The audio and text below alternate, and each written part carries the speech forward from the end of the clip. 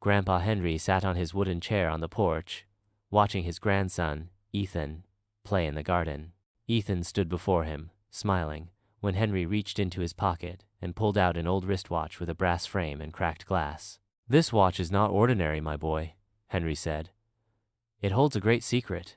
Wear it, and you will see." Ethan fastened the watch around his wrist and immediately felt a strange energy rush through his body. Suddenly, the world around him seemed different. Time slowed, and everything moved heavily. He tried to walk, but found himself leaping great distances. When he reached out to touch a nearby tree, its branches bent under his fingers as if obeying his command. Shocked, Ethan turned to his grandfather. "What's happening to me?" Henry chuckled. "This watch grants its wearer extraordinary powers, but remember, only a kind heart and a wise mind can use it for good."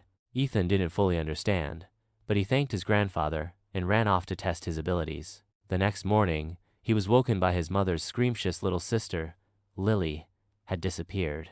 A violent storm had struck the city overnight, causing floods and destruction. Without hesitation, Ethan dashed out, using his newfound powers. He jumped across rooftops and ran as fast as the wind until he reached the heart of the city. Buildings were in ruins. People were crying out for help. And then he saw her. Lily was trapped on top of a car being swept away by the flood. Without thinking, Ethan leaped into the air, stretching out his arm. His hand extended unnaturally far, grabbing hold of his sister and pulling her to safety. But the danger wasn't over yet. A bridge was collapsing, with dozens of cars still on it. Ethan placed his hands on the ground and felt a strange pulse, as if he could control it. He pushed his foot against the earth, unleashing a powerful energy wave that stabilized the bridge just in time. The people watching were in awe. Carrying Lily in his arms, Ethan returned home, where their parents embraced her with tears of joy.